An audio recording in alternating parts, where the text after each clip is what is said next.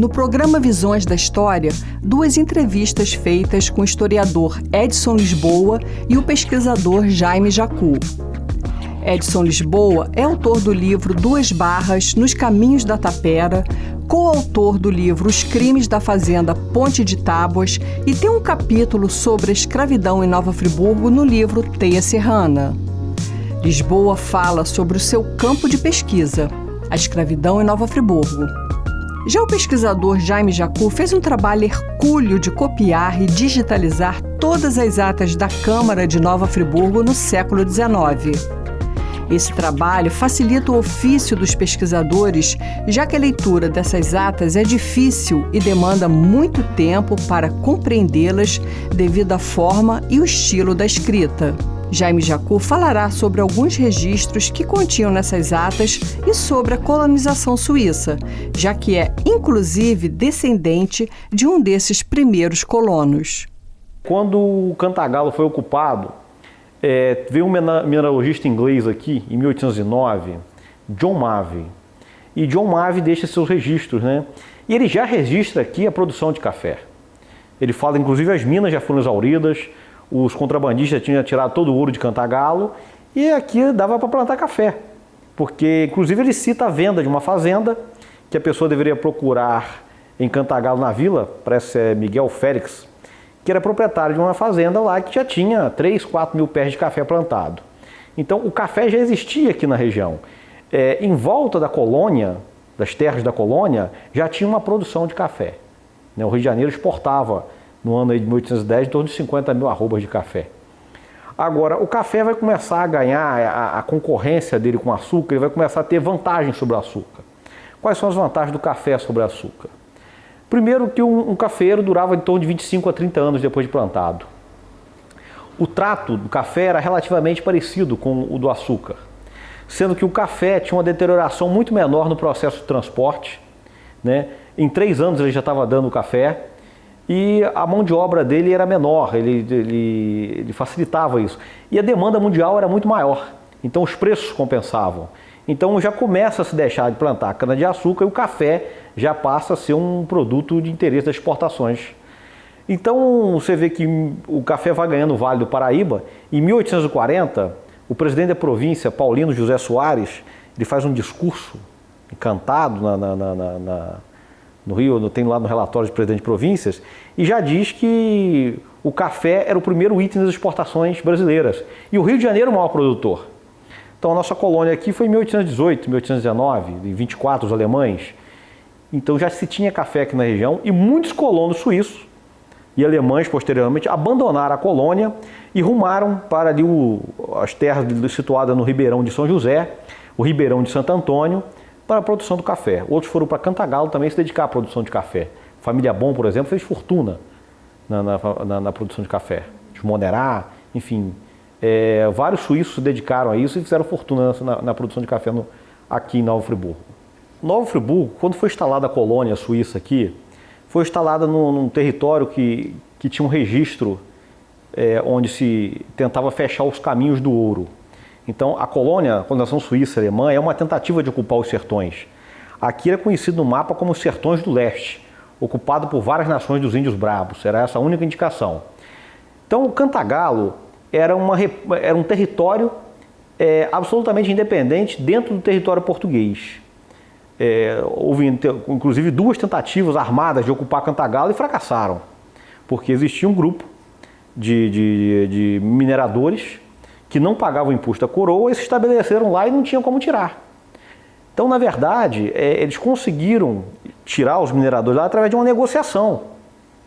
Somente em 1786 chegaram a Cantagalo. Já encontraram 200 casas em Cantagalo, nessa negociação, quando ocuparam. Só que os mineradores só deixaram Cantagalo quando acabou as minas. Então, quando eles chegaram a ocupar Cantagalo, já não tinha mais nada. Então, o Estado português, o que ele fez? A coroa portuguesa começou a distribuir terras na região. Distribui sesmarias. E para você requerer sesmaria, você tinha que ter escravos. Senão você não conseguia. Você tinha que provar ter escravos para pedir sesmarias. Então, teve pessoas em Cantagalo que pediu para ele, para a mulher, para os filhos, e anexando aquele território enorme. E a colônia suíça e alemã aqui no Nova Friburgo foi exatamente, estava dentro desse contexto, dessa estratégia de ocupação do interior, né? E foi ocupado, mandaram para cá a colônia. Só que a colonização aqui foi distribuído terras aqui em torno de 40 alqueires para cada colono. As terras não levaram em conta a topografia do terreno, né?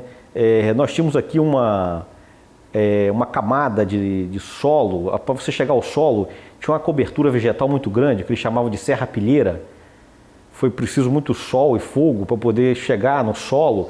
Então, as primeiras tentativas de lavoura não foram felizes, fracassaram. Teve que ser muito trabalho para poder a terra se tornar produtiva, né? Então, muitos colonos saíram daqui e rumaram para o café. Então, quando os colonos suíços e alemães chegaram aqui, já existia uma ocupação do entorno da colônia. E essa ocupação do entorno era já para a produção de café que começava. Tem um colono suíço, Henri Bon, e que em 1828 ele escreve na Suíça, ele diz, olha, o preço que está o café, a quantidade que eu venho plantando ano a ano, dentro de 15 anos, eu estou com o meu futuro garantido. Ele escreve isso, que ele se dedica à produção de café. Então, a partir de 1840, quando o Rio de Janeiro, o maior produtor de café, Cantagalo vai ser um grande polo exportador de café. E Nova Friburgo, ela vai estar localizada estrategicamente entre o porto exportador do Rio de Janeiro e o polo produtor de café de Cantagalo. Então, ela vai virar uma cidade na rota do café. Ela vai, aos poucos, tornando uma capital. Ela vai ser a capital comercial e cultural da elite cafeira da região. Você deve observar que ainda existem alguns prédios aqui que remontam ao período do café. As construções do Barão de Nova Friburgo, do Barão de Cantagalo, do Barão de Duas Barras. São construções feitas em Nova Friburgo, onde eles construíam suas sedes aqui, para ficar aqui na cidade. O trem chega aqui em 1872, então isso começa o fluxo maior ainda de pessoas morando aqui na vila. Tanto é que os jesuítas vão se estabelecer logo na década de 80 aqui, né, um colégio jesuíta para educar, né, a grande quantidade de filhos fazendeiros que existiam na região, como também o Colégio Nossa Senhora das Dores, logo em seguida.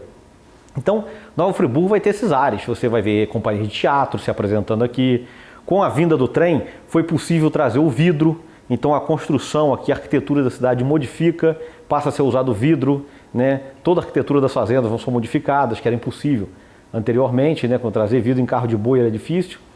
Então, isso foi transformando Nova Friburgo nessa espécie de capital comercial e cultural da elite cafeira da região. Então, produzia-se muito em Cantagalo, mas tinha sempre sua base em Nova Friburgo, né? E alicerçada também num turismo da época, né? A freguesia de São João Batista tinha uma característica muito especial, que eram de pequenas propriedades e grande concentração de trabalhadores livres, né, em Nova Friburgo. As outras freguesias eram mais cafeeiras e com mais presença de escravos, como São José do Ribeirão, a Nossa Senhora da Conceição do Paquequer, que hoje é Sumidouro. Enfim, quando passa o trem por aqui, isso aqui vai ganhando áreas de metrópole, né? O figurino francês é obrigatório, as peças de teatro, aqui no teatro, tem vários teatros que se inauguram na cidade.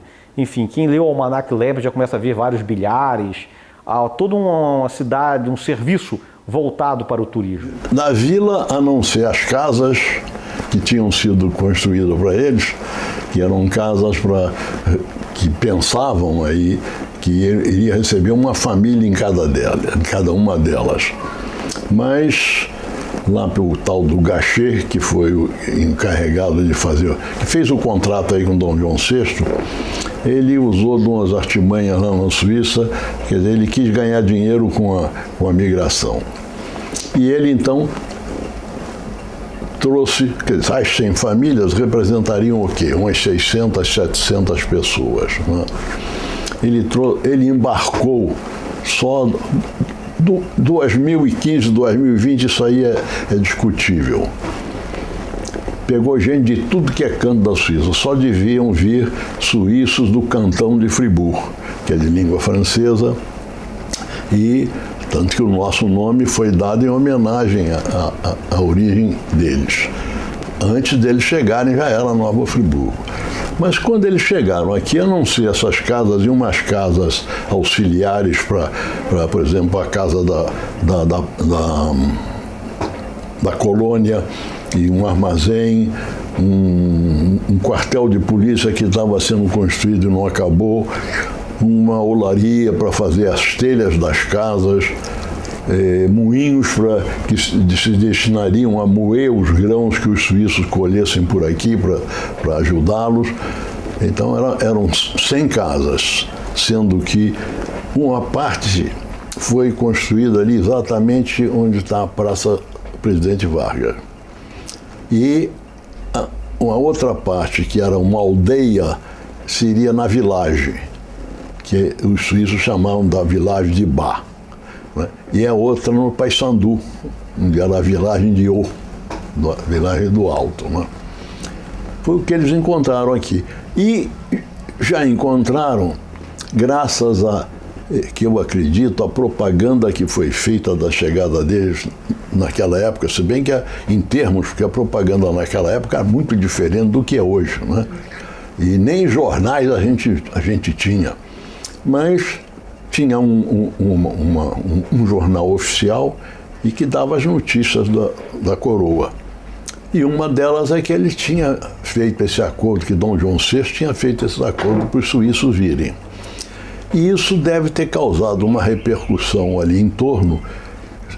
Essa notícia foi dada logo depois, deram aqui, foi feita uma emissão de apólices para o governo arranjar dinheiro para gastar com essa vinda deles. E isso deve ter despertado um bocado aqueles mais aventureiros que moravam lá pelo Rio de Janeiro de virem aqui para a região.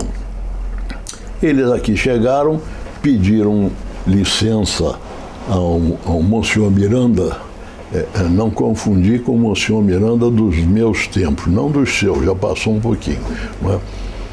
Que foi o Monsenhor Malheiros Miranda. Ele era da corte e ele então que foi encarregado de receber os suíços. Essas pessoas que vieram para cá naquela ocasião pediam ao Monsenhor Miranda e ele dava uma chácara fora do perímetro programado para a vila. E os suíços chegaram, já encontraram muita gente aqui, ou brasileiros, ou portugueses, ou luso-brasileiros, luso-portugueses, luso-brasileiros. Eles chegaram aqui e se espalharam em torno da vila. As primeiras câmaras da vila, como não havia ainda a sede da Câmara de Vereadores, ela funcionava lá em cima no prédio hoje nós chamamos o Chateau ou o Colégio Anchieta, ela funcionava naquele prédio, que era o maior prédio de Friburgo e era chamado pelos suíços de Chateau de Roi, quer dizer, o Castelo do Rei, porque era a única casa capaz de receber um rei aqui se ele viesse. E devia ser uma casa grande de segunda ordem, né? Porque aqui no meio desse mato todo, mas então era o Chateau de Roi.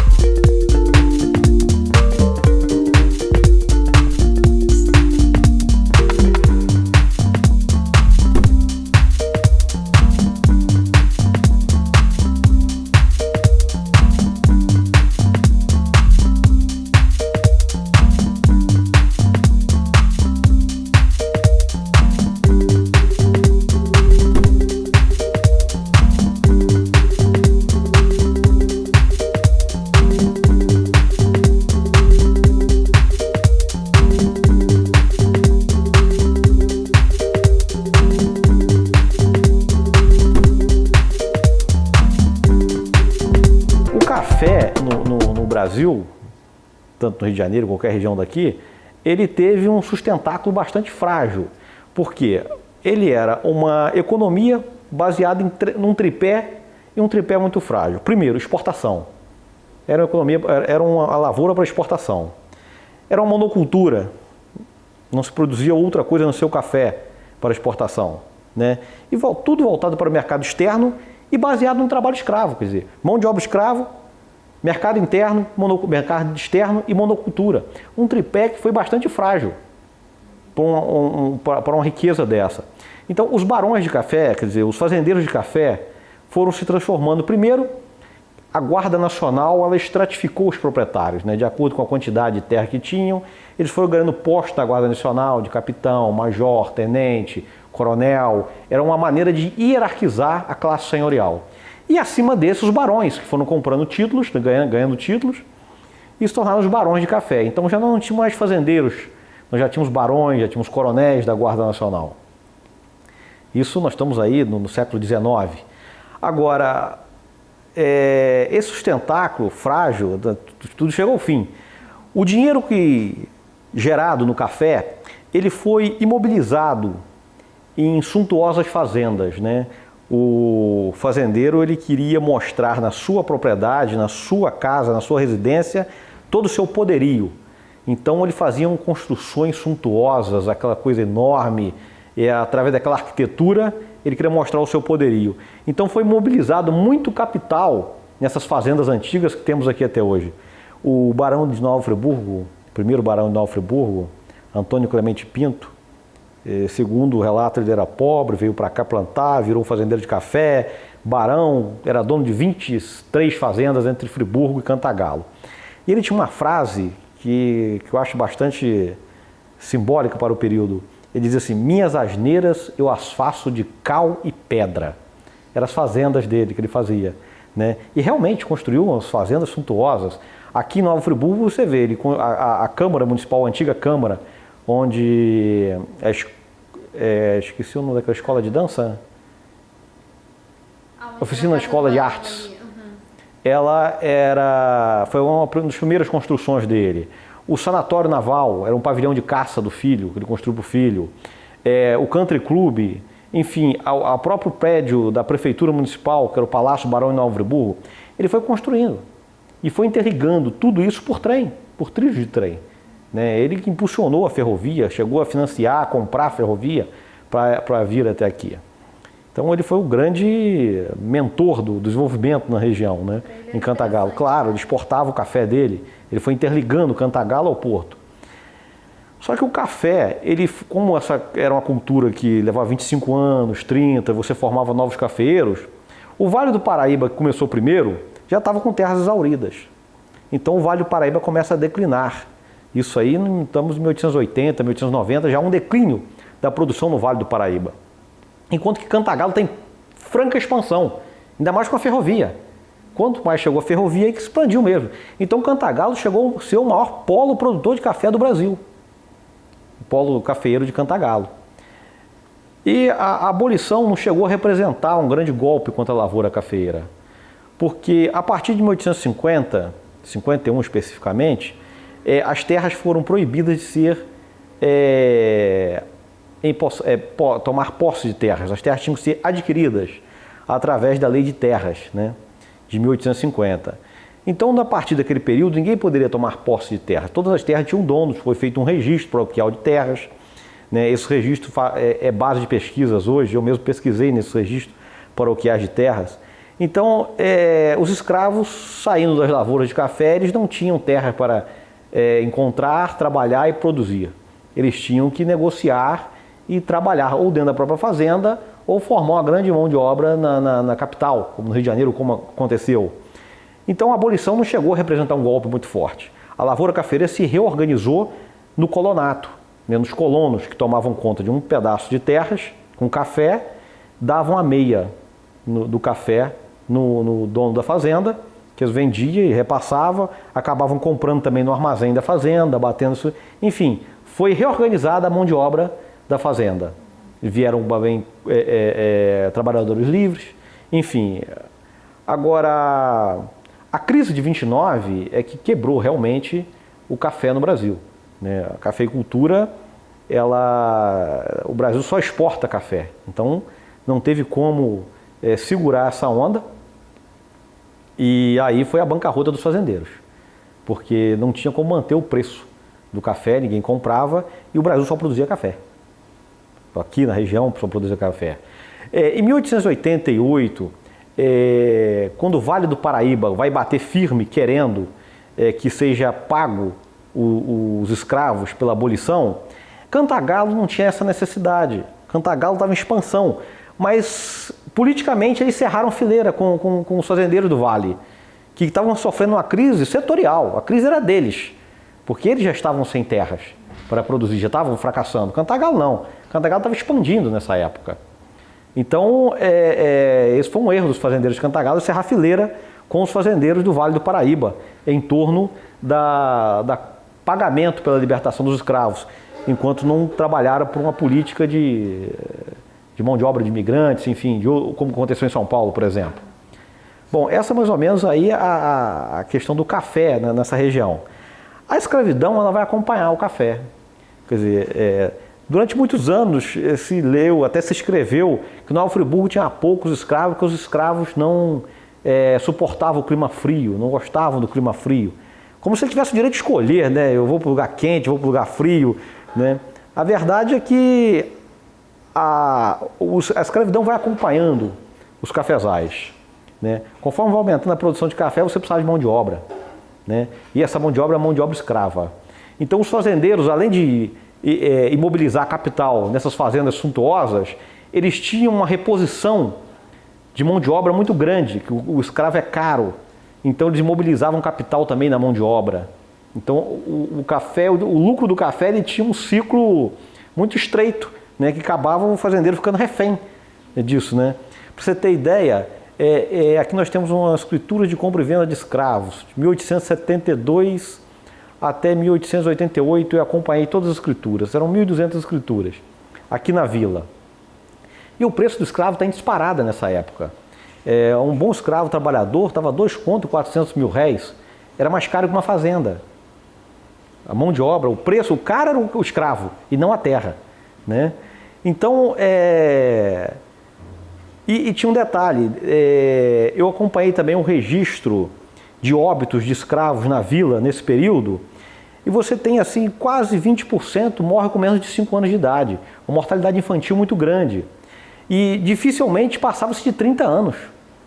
54% dos escravos morriam antes dos 30 anos, porque eles estavam submetidos a condições insalubres dentro das senzalas, né?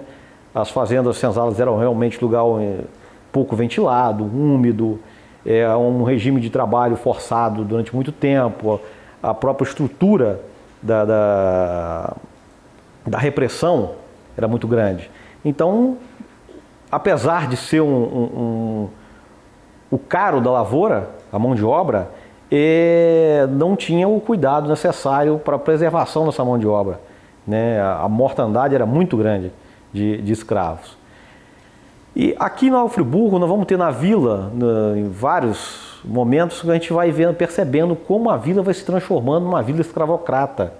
Quando esses fazendeiros de café vão ocupando os espaços da vila, Friburgo vai se transformando na capital, você começa a perceber que a legislação vai mudando.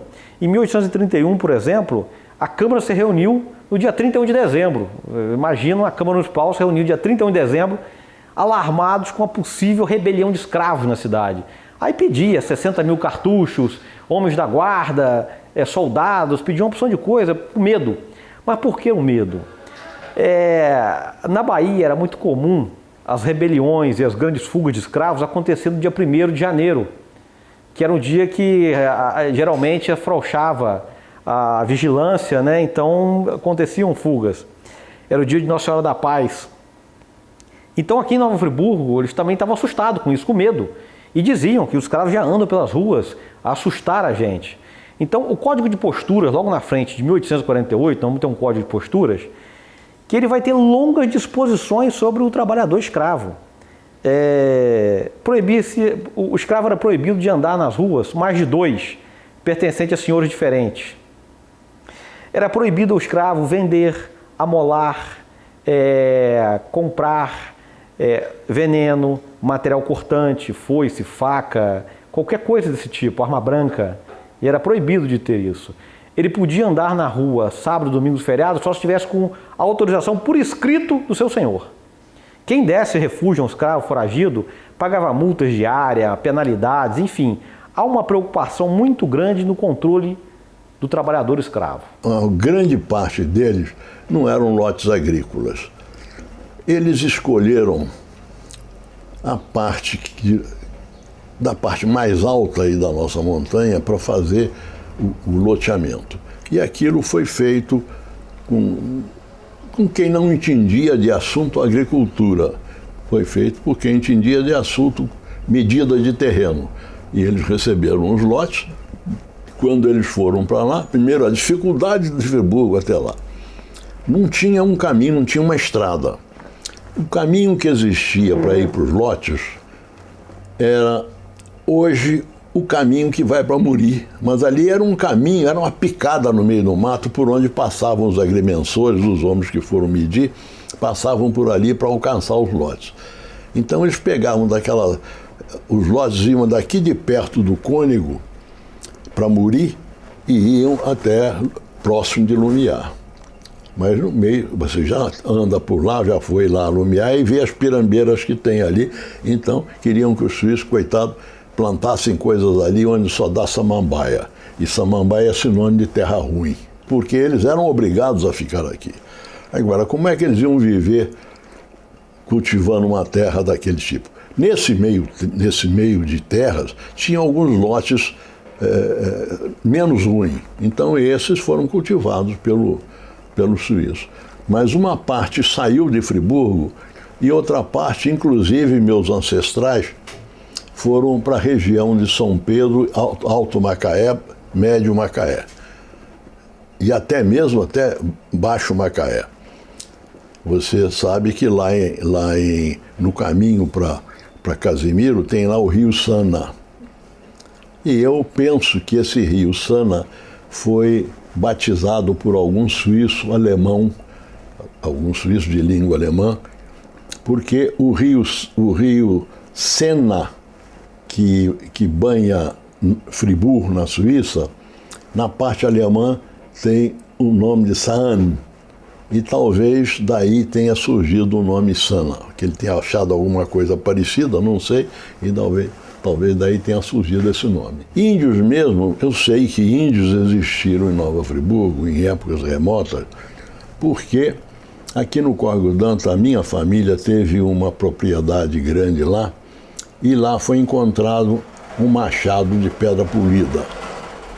Esse machado está guardado com a minha irmã lá no Rio de Janeiro, esperando que aqui surja um museu para eu então fazer a doação para um museu. Aos poucos, os suíços que não gostavam do escravo, que não admitiam aquilo, aos poucos foram entrando na jogada, e até o Padre Joá teve um escravo, embora naturalmente ele devia ser para ajudá-lo em alguma coisa, devia ter um outro tratamento, né, que tinham os escravos aqui no Brasil.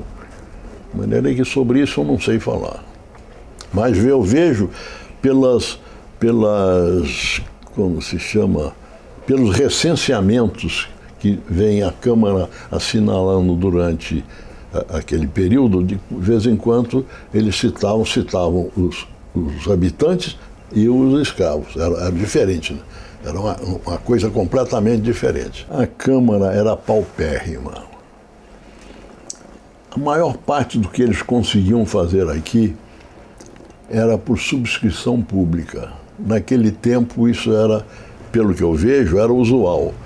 Então eles apelavam para aqueles que tinham mais sorte, aqueles que já eram fazendeiros e cresceram aqui na região, então conseguiam dinheiro com essa gente para ajudar, porque a arrecadação da Câmara era insignificante. Então, dinheiro só assim. Como foi feito, por exemplo, Bazé, o certo é Bazé, mas é costumoso falar Bazé, quando prefeito, que ele foi eleito por três eleições seguidas aqui para Friburgo. Ele, prefeito não, Bazé, quando o presidente da Câmara, naquele tempo não tinha a figura de prefeito. Quando ele foi presidente da Câmara, então ele conseguiu realizar muita coisa, inclusive a melhoria da estrada que vai para a corte, a estrada que ia até Itaboraí. E o município de Friburgo, naquela ocasião, era muito maior do que é hoje. Provavelmente mais do dobro, porque abrangia uma parte de Cachoeira, a divisa lá embaixo da serra era ali onde é hoje o Valério, não sei se você sabe onde é. Só sair de Cachoeiras, perto, um pouco antes do pedágio, ali é que chamam Valério. E até lá, Nova Friburgo ia até lá. Subia essa serra que não adiantava nada, porque só dava despesa. E isso pro lado, né? Pro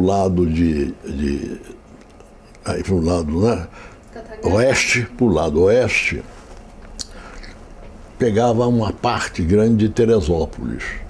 Ia até quase o Rio Paraíba, na parte noroeste. Era muito grande. Depois, e para o sul também ia até Magé, até a divisa de Magé. Então isso era uma coisa monstruosa. E aos poucos foi perdendo, embora quando perdesse a Câmara brigava, porque tiraram aquilo. Lá longe que levava 2 dias para chegar lá. 2 ou 3 dias para chegar lá. Brigava porque tiraram aquilo.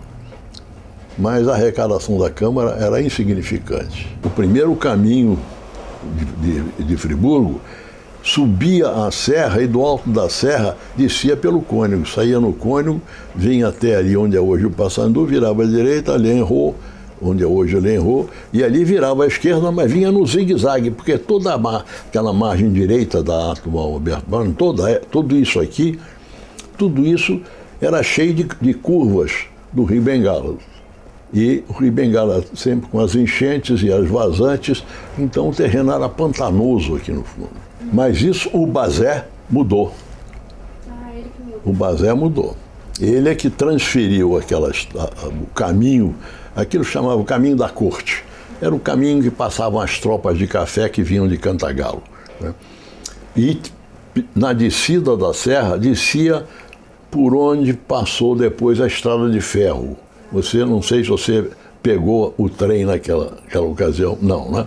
Descia mais ou menos ali. E o terreno ali pegava a encosta daquele Caledônia que desce, aquilo ele era um terreno muito difícil e tinha lugares em que era chamado sorvedouro de mulas, porque de vez em quando uma mula descia ali com carga e tudo e ia lá para baixo. E esse caminho foi o primeiro caminho de importância que o Bazé conseguiu nos 1830, 30 e poucos por aí. Ele viu que precisava um caminho novo por causa das deficiências do caminho velho. Então, do Valério, ele subiu pela margem oposta do Rio das Cachoeiras, que é aquele rio que desce e que passa por Cachoeiras. Hoje chama Rio Cachoeira, né? Naquele tempo era Rio das Cachoeiras. E então a estrada foi mudada para a margem esquerda do riozinho, daquele córrego, que é mais ou menos o que é hoje o caminho atual. Portanto, já foi feito uma ideia muito para frente, né, que subia muito mais suave, então o caminho ficou um pouco mais longo, mas muito mais suave. E saía lá em cima, ali mais ou menos onde é o Teodoro de Oliveira. Aí voltava, ia para o Cônego. Mas então o Bazé resolveu e mandou fazer as sondagens e passou o caminho para a margem direita do Rio Santo Antônio, ali onde hoje desce a estrada. Porque o primeiro caminho de Cantagalo, desde o anterior à chegada dos suíços, eles vinham, né, passavam pelo Alto da Serra, descia pelo Cônego, atravessavam a ponte da rua Lenrô, desciam em zigue-zague aí a rua Alberto Braun, atravessavam a praça, quando já tinha a vila ali na praça, era chamada Rua Direita. Então eles passavam por ali, até lá no fim da praça, viravam à esquerda, passavam na rua, na ponte, hoje é Ponte do Suspiro, né? E naquele tempo era chamada Ponte do Chateau, porque era o caminho que levava ao Chateau. Né? Ali ele seguia pela General Osório, a General Osório não era retificada e ia até Duas Pedras. Em Duas Pedras já teve um porto no Rio. O nosso Rio Bengala já teve um porto, que era chamado Porto do Dutra, porque o Dutra era um cidadão que tinha uma chácara ali na margem do rio. O rio era muito mais volumoso, muito mais largo. E eu acredito que esse nome Porto do Dutra foi dado porque o caminho de Cantagalo atravessava ali, a Val, atravessava pelo rio e ia descendo lá pelo Catete e ia embora. E como talvez em dias que chovesse, que o nível do rio estivesse mais alto, uma pessoa para atravessar em cima de um cavalo devia molhar as botas do passageiro. Então quem não quisesse molhar as botas, então pedia uma canoa lá do Dutra e o Dutra devia cobrar algum vintém, alguma coisa, né, pela travessia. Então por isso ficou conhecido como o Porto do Dutra. A primeira vez que eu vi isso nas atas, eu traduzia como o pasto do Dutra, porque a grafia horrível daquele tempo, então era o pasto do Dutra. Depois da segunda ou terceira ou quarta vez, não me lembro que isso foi citado, então eu digo, não é pasto não, é porto mesmo. Eu estava abismado com esse nome, porto. Então é porto, Friburgo já teve um porto.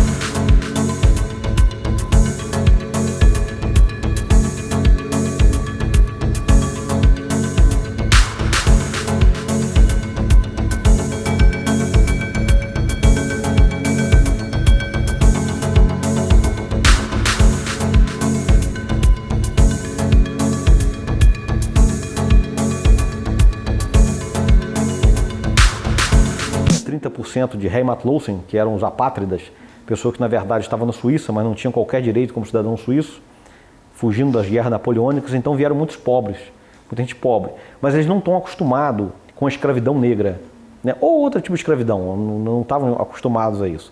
Eles estranham, mas para produzir aqui, os que conseguem recursos vão comprar escravos, porque eles precisam para a lavoura cafeeira, para se manter aqui. É até interessante, porque no Brasil sempre se estudou a escravidão dentro das grandes plantations, né? E a escravidão dentro de uma colônia suíça foi muito pouco estudada, né? Dentro da pequena propriedade escrava, né? Aquele cara que tem 2 ou 3 escravos e trabalha no eito junto com os escravos. Isso não é comum no Brasil, né? Aqui em Nova Friburgo isso é muito comum. O censo de 1872 ele vai revelar isso, que Friburgo tem metade da população de Nova Friburgo é uma população escrava.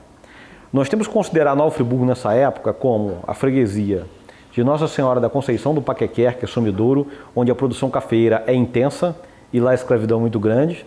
A freguesia de São José do Ribeirão, que vai pegar o município de Bom Jardim, Amparo, enfim, toda essa região. Amparo só em 1914 passou a pertencer a Nova Friburgo.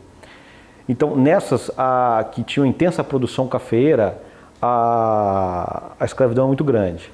Na vila de Nova Friburgo, que não estava voltado para a produção de café, a escravidão é menor. Ela vai gerar em torno de 15%, 20%, não chega a isso. Mas as disposições para controle do trabalhador escravo vão ser a mesma em todas elas. Porque o que faz a sociedade escravocrata não é a quantidade de escravos, né? Mas sim como essa sociedade... Veja, o sul dos Estados Unidos sempre foi escravocrata e nunca teve mais de 30% de escravos. Então, Nova Friburgo, a vila aqui, ele vai ter uma quantidade menor de escravos, uma grande quantidade de trabalhadores livres, né, na vila, e está mais voltado para a produção de produtos para o mercado interno. Friburgo chegou a ser um grande produtor de batatas, né, vai abastecer esse mercado interno, né? Os colonos rumaram para a região do leste, que é a região de São Pedro da Serra, Lumiar, e nisso eles não vão ter grandes quantidades de escravos. É aquilo que nós estávamos falando. Talvez tenha 1, 2, 3, trabalha com os filhos, uma agricultura familiar, né? Mas a vila vai ter todo um serviço voltado para o turismo, para esses fazendeiros que ocupam os espaços aqui urbana, urbano, que é marcado por escravos que fazem serviço até de certa habilidade, de mais refinado o serviço que eles fazem aqui, que é valioso, um escravo que trabalha, escravo carpinteiro, enfim, diversas atividades aqui exercidas por escravos com serviço urbano. Os crimes da fazenda Ponte de Tábuas. Eu encontrei esse processo no cartório do segundo ofício, 1851. Foi um crime que aconteceu aqui na fazenda Ponte de Tábuas, que ficava mais ou menos hoje onde é o Tio Dongo, perto do Prado. Essa fazenda teve em pé até a década de 70. E ali ocorreu uma rebelião de escravos. Como é que foi essa rebelião? 19 escravos da fazenda fugiram, ficaram 3 meses nas matas da fazenda, faziam pequenas incursões até a fazenda, roubavam comida e tentavam se manter nas matas da fazenda. Um dia, um administrador organizou uma ronda para prender os fugitivos. Nessa ronda, tentaram agarrar uns escravos e houve o que eles chamavam de barulho. Na confusão que teve, os escravos mataram um ferreiro livre da fazenda e agrediram um feitor, né? Foi, enfim, conhecido como os crimes da fazenda Ponte de Tábuas. Logo depois de que aconteceu isso, o administrador da fazenda foi demitido, porque ele era acusado de ser linha dura, ser muito duro com os escravos, e já não é essa maneira de se administrar fazendas. E não sei por que cargas d'água, mas o barão de Nova Friburgo é convocado para administrar essa fazenda, para colocar administradores nessa fazenda. E ele manda nas matas da fazenda aquilo que ele chama de escravo acariciador, né? O escravo acariciador ia conversar com os fugitivos, colocar a situação que estava fazendo e chamá-los para voltar ao trabalho. E os escravos que estavam no mato fizeram algumas exigências, como a demissão do administrador. Foi uma negociação, né? Hoje igual negociações trabalhistas, né? E eles aceitaram que ia ser demitido o administrador e que eles voltassem à fazenda.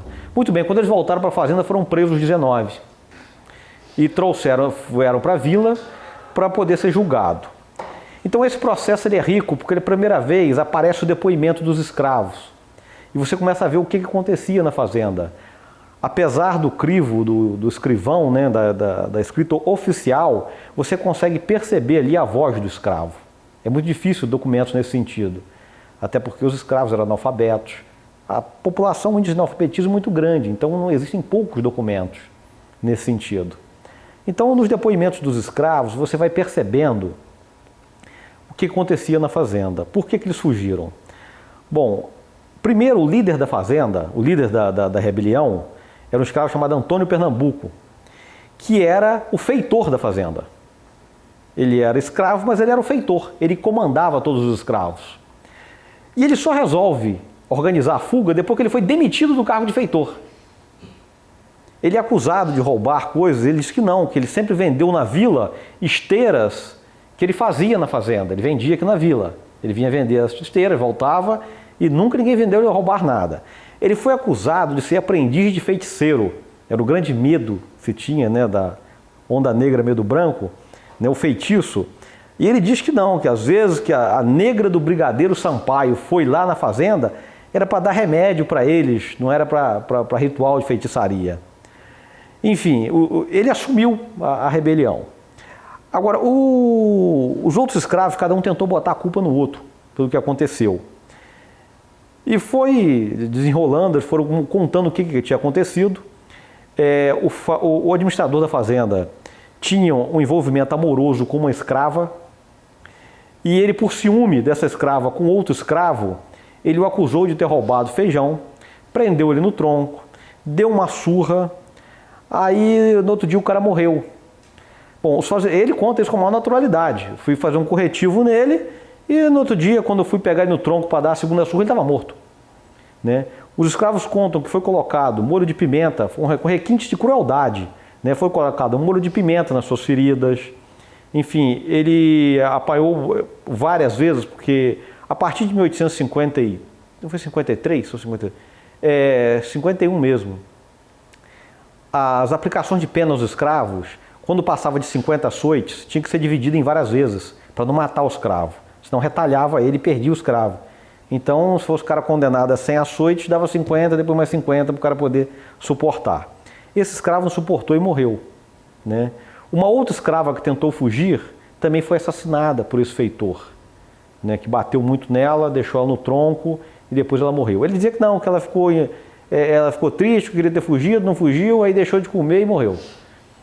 Para ele era tudo muito natural. Mas esse clima da fazenda é que acabou gerando essa rebelião. Agora, a fuga da fazenda, ela não representou um rompimento com o sistema escravista. Eles fugiram, mas fugiram para onde? Para onde ir? Eles ficaram das matas, da fazenda, fazendo pequenos roubos na fazenda para se manter, até que alguém negociasse. Olha, demite o administrador que eu volto. E o administrador da fazenda, ele vai dizer isso, olha, esses escravos estão lá na casa do proprietário, que era o dono da fazenda, comendador Boaventura Ferreira Maciel, que morava na vila, uma casa na vila. Eles estão para lá que o comendador Boaventura sempre passa a mão na cabeça deles, né? O administrador vai usar essa frase. Enfim, no processo, todos foram absolvidos, à exceção de 3. Né? Silvestre, Valentim foram condenados e Antônio Pernambuco assumiu a responsabilidade de tudo. Ele até numa expressão, quando todo mundo acusa ele foi o cara que coordenou tudo. Acusam ele de ter matado. E ele diz o seguinte, olha, estão me acusando porque na verdade eu não sou negro, eu sou pardo.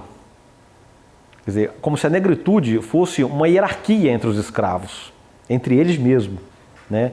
Os escravos possuíam roças que eles tinham aqui, que eles vendiam produtos na feira, enfim, era a esperança que eles tinham de sair da escravidão dentro do próprio processo, sem romper com o sistema, mas ganhando dinheiro individualmente, eu vou conseguir comprar minha alforria e me ver livre da escravidão. Era a esperança que eles tinham. Tem um famoso fazendeiro que manda o filho para a França. Quando o filho retorna, ele é o barão, esqueci o barão dele, mas é da região de Vassouras. Quando ele volta, ele percebe que o garoto não sabia nada de fazenda.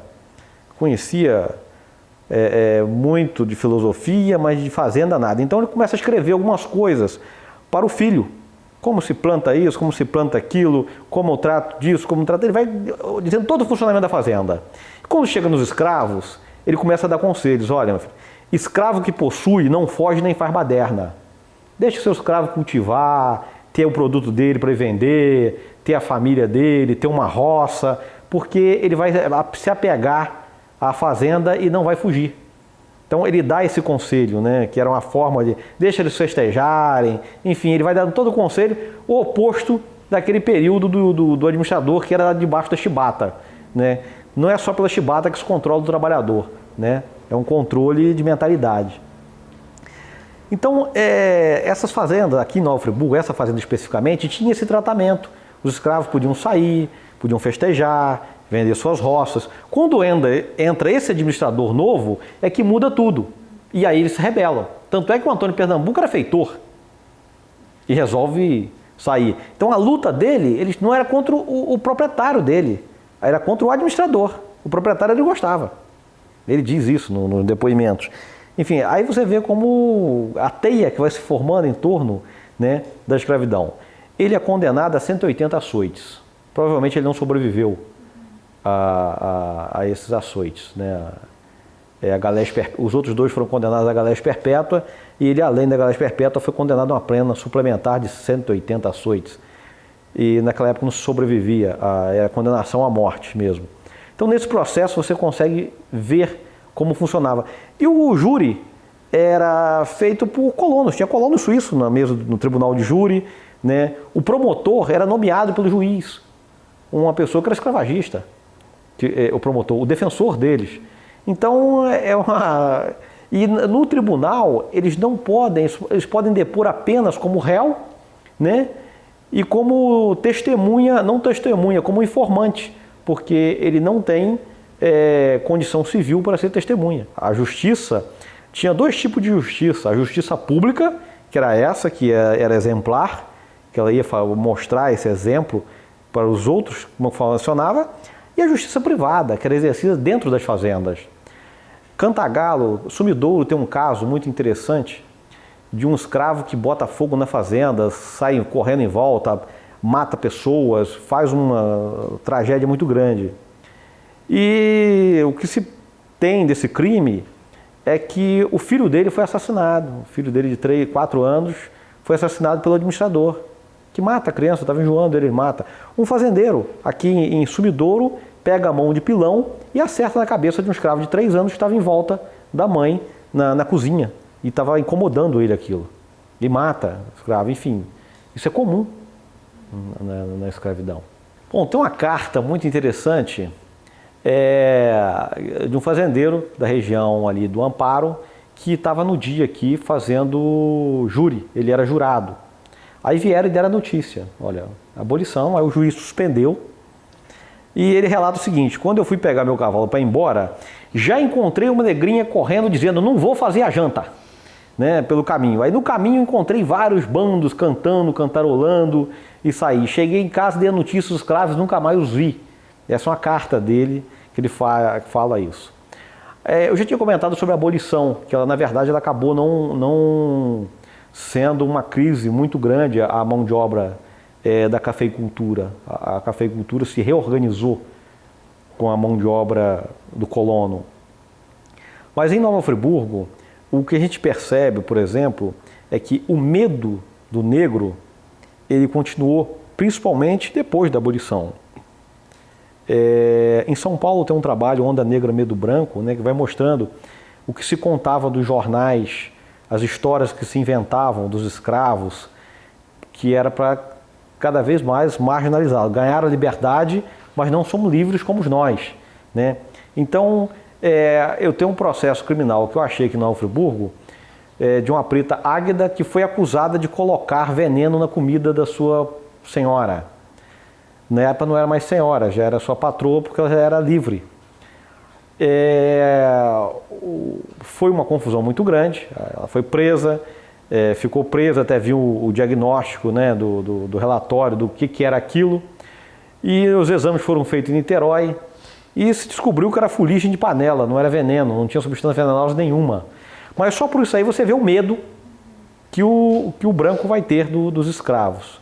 E isso aconteceu muito logo após a abolição, né? Vários estereótipos foram sendo criados, foram sendo espalhados, historinhas colocadas no jornal envolvendo os negros, né? No Jornal de São Paulo, por exemplo, tem uma história que conta que uma senhora perdeu o filho e aí a ex-escrava dela e um escravo que era coveiro começaram a fazer uns pastéisinhos e levar para ela, e ela comia aqueles pastéisinhos, ficava contente. Aí quando ela foi no sepultura, viu que estava remexida, aí foi ver, o negro escravo tinha retirado o corpo, cortado a carne, fazia os pastéis e dava para ela comer a carne do próprio filho. Enfim, essas histórias povoaram os jornais da época, colocando o negro para você ter medo dele. Era para se ter medo. Então várias histórias desse tipo foram espalhadas. Quer dizer, de certa forma vocês ganham a liberdade, mas na mentalidade vocês continuam sendo, tendo a liberdade, mas não gozando dessa liberdade como nós gozamos. Contei essa história, só não disse que era meu bisavô, né? Gente, será que fez isso mesmo? Fez. O coronel Nhonhô Ferreira, isso no momento da abolição, né? Você falando de abolição, tem essa história do coronel Nhonhô Ferreira, o Manuel Ferreira da Rocha Júnior, era um grande fazendeiro em Cantagalo. O filho dele, Américo Ferreira da Rocha, foi presidente da Câmara de Bom Jardim, chegou a ser presidente da Câmara em Nova Friburgo também. E na época da abolição, ele, além de fazendeiro, ele exercia o ofício de dentista. Na época da abolição, um escravo dele comemorou demais, soltou fogos em volta da casa dele, gritando "Viva a Princesa Isabel", na época, gritando muito. E o escravo, pouco depois, veio ter problema de dentes e procurou os serviços do coronel Nhonhô Ferreira. E o coronel prendeu ele numa cadeira, que não existia anestesia, né? Então tinha cadeira para ofícios dolorosos, né? Onde prendia a pessoa, botava aquele aparelho na boca para poder fazer o serviço. Ele prendeu o escravo ali e retirou vários dentes do escravo, menos o que estava doendo, né? E a cada extração dolorosa ele gritava "Viva a Princesa Isabel", era sempre, quer dizer, um requinte de crueldade e maldade com os escravos. Histórias como essas, nós vamos ver várias por toda essa região, né? Os escravos comemorando a abolição e os fazendeiros não engoliram isso. Que tinha o bonde, em Friburgo teve bonde, você sabe, bonde puxado a burro. Ele fez esse bonde ligando a fazenda do cônego, que era dele. A fazenda do cônego era enorme, pegava toda aquela região ali do cônego, tinha cerca de 1000 alqueires, era uma coisa fantástica. Ele fez a linha de bonde que vinha do cônego e ia até a Rua do Arco. Ele chamava Rua do Arco porque ali ele construiu uma casa e nesta casa tinha uma abertura para o bondinho ficar embaixo. Então tinha coisa do lado e coisa em cima. E ali o bondinho ficava parado ali, que esse bonde se destinava a levar lá para a fazenda coisas que vinham do Rio de Janeiro e traziam para a estação da Estrada de Ferro produtos da fazenda do cônego. Isso foi a primeira linha de bonde. Depois surgiu, ele fez uma derivação dessa linha ali no Paissandu, passava ali por, como é o nome dessa rua? Continuando a praça, né? Quando você vem do cônego, continuando a praça, tem aquela rua ali.